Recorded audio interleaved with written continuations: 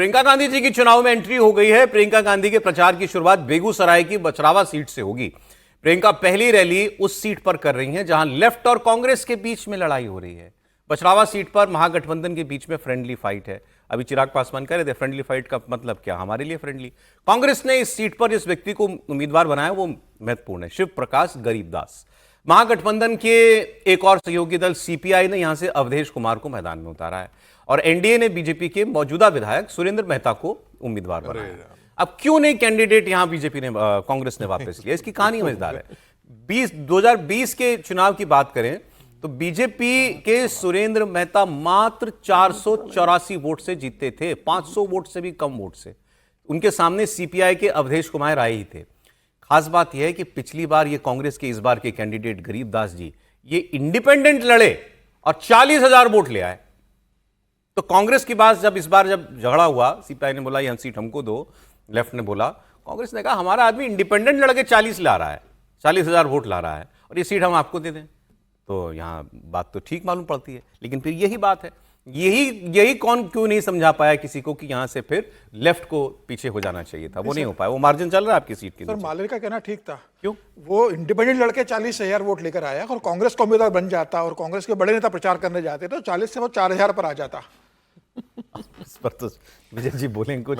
प्रियंका जी की एंट्री और इस सीट से शुरू हो रहा है, फ्रेंडली फाइट वाली सीट से प्रियंका का प्रचार शुरू हो रहा है, ये इंपॉर्टेंट है। बोलिए सर। बिल्कुल ठीक बात है, लेकिन मैं समझता हूँ कि इसमें दोनों में से किसी एक को तो विड्रॉ करना ही चाहिए था। जब इतनी मजबूत सीट है, मतलब कुल मिलाकर आप इसको दूसरे तरीके से देखें, आपके पास 90,000 वोट है 50,000 के मुकाबले में भारतीय जनता पार्टी के, तो मतलब सबसे ज्यादा संभावना हो सकती है कि इस सीट को जीतने की। तो कोई भी हो, बीजेपी कांग्रेस का हो, सीपीआई का हो, वो उन दोनों को देखना, हम कहें कि कांग्रेस को विड्रॉ करना चाहिए, सीपीआई को। सीपीआई के पास भी तो ये लेफ्ट को विड्रॉ करना चाहिए। 55,000 वोट तो है ना उनके पास भी, लेफ्ट के पास भी, तो वो कैसे विड्रॉ करेंगे? वो बिना सिंबल के लड़ा था पिछली बार। ठीक है, लेकिन उनके पास 55, मैं कह रहा हूँ कि कोई भी लड़ता, आपके पास 90,000 वोट है, आप उसको देखिए। 90,000 के वोट के बाद 54,000 वोट का कैंडिडेट जीत जाएगा, पार्टी जीत जाएगी, तो ये तो आपकी पॉलिटिकल स्ट्रेटेजी को नुकसान पहुंचाने वाला काम है ना, तो उस पर काम करना चाहिए। अब कितना वो काम करेंगे, प्रियंका जी कितना उसको बढ़ाएंगी, वो तो अलग है, लेकिन फ्रेंडली फाइट का मतलब वो चिराग जो कह रहे थे कि हमारे लिए फ्रेंडली होगा, वही इसका दिखाई दे रहा है कि मसला क्या होगा।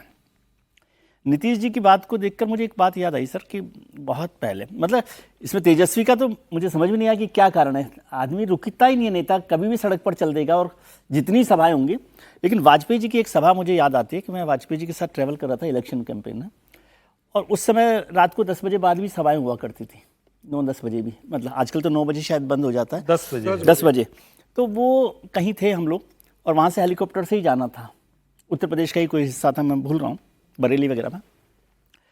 तो वो बारिश हो गई खूब तेज़, तो सबने कहा, वाजपेयी जी तो उस समय मतलब 75-80 के करीबन थे, तो सबने कहा कि आप इसको छोड़ दीजिए, बरेली या जो भी सभा थी वहाँ पे करीबन 1-1.5 घंटे का रास्ता था बाई रोड। तो वाजपेयी जी ने कहा, देखिए, सबने कहा आपको बहुत परेशानी होगी, स्वास्थ्य और ये सब, गाड़ी सड़क भी उस समय बहुत अच्छी नहीं थी, तो उनका इसको ऐसे सोचिए कि वहाँ जो कैंडिडेट इलेक्शन लड़ रहा है उसका और उसके कार्यकर्ताओं को कितनी निराशा होगी। मेरे जाने से जीतेंगे कि नहीं जीतेंगे ये मुद्दा नहीं है, लेकिन वो लोग तो निराश होंगे, वो इंतजार कर रहे हैं, तो उनके इंतजार, उनकी निराशा को ध्यान में रखते हुए हम चलेंगे। और हम लोग 1.5 के बजाय 2-2.5 घंटे में पहुंचे वहाँ पर, और रात को 11-11:30 बजे वो सभा हुई है, लेकिन लोग गए और लोगों का उत्साह वहाँ पर मतलब डबल हो गया कि वाजपेयी जी आ गए। नहीं तो वो कैंडिडेट बार बार फोन कर रहा है, मैं उनके साथ ही था, बार बार ये फोन आ रहा है कि भाई पहुंचेंगे कि नहीं पहुंचेंगे, तो वो ध्यान रखना चाहिए। और तेजस्वी जी को तो ये लड़ाई लड़नी है ना, ये चुनाव तो उनका है, जो बार बार बात हम लोग बार बार कह रहे हैं कि इलेक्शन तेजस्वी का है, उन्हीं को जीतना है, नहीं जीतना है, जो करना है। नीतीश जी तो हैं तो वो बन जाएंगे। ऐसे में एक जवान नेता को, लेकिन इसमें एक लाइन जरूर है जो विजय जी ने कहा, वो सारी बातों के साथ, क्या अभी तक हम लोग कह रहे थे कि राहुल जी भीड़ मार देते हैं, मतलब गड़बड़ कर देते हैं, मैंने सच में बोल दिया। प्रियंका जी भी वही करने गई हैं, मतलब आप तेजस्वी के साथी हैं, मदद करेंगे, मजबूत करेंगे। आप कह रहे हैं फ्रेंडली फाइट वाली सीट पर गए, इसका जरा संदेश समझिए ना। क्या इसके पहले प्रियंका जी चुनाव प्रचार में पहली रैली है। एक दिन पहले गई थी सीडब्ल्यूसी मीटिंग के बाद, वो शायद किसी कार्यक्रम में गई थी। अब आप उसमें उस जगह पर जा रहे हैं जहां गठजोड़ आपस में लड़ता दिखा, वहां अवॉइड करना चाहिए। मतलब संदेश क्या देना चाह रहे हैं? और उसके बाद भी अगर महागठबंधन की सरकार आ जाए तो फिर तो जमीन क्या और टीवी स्टूडियो क्या और ग्राउंड रिपोर्टिंग क्या, फिर तो ईश्वर की कृपा है भाई, मतलब सब हो जाना चाहिए। वरना ये होने के बाद तो कहां दिखना चाहिए गठबंधन को, ये मतलब जनता तय कर रही होगी। ठीक है, पछवाड़ा सीट के मैं कैंडिडेट से मिला, जहां प्रियंका जी गई वो सीट। नहीं, जहां प्रियंका जी जा रही हैं, वही।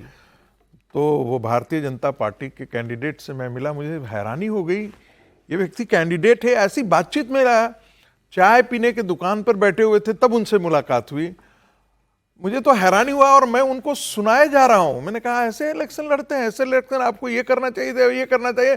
बाद में हमको किसी ने बताया ये मंत्री है बिहार सरकार में, खेल मंत्री है, समझे कि नहीं। और इनके बारे में ये कहा जाता है कि इनकी जो सैलरी मिलती है वो सब लुटा देते हैं, भुंजा चना और क्या खाते हैं, बस यही है उनका घर कुपित है। कि भाई ये आदमी, कहा जाता है कि राजनीति में आता है तो लोग आदमी आज में उगाता है, पैसा उगाता है, ये आदमी तो दिन भर इसी में। इसलिए एंटी इनकम्बेंसी जो वोट मिले हैं, ठीक है सर, वो बहुत ही पॉपुलर है।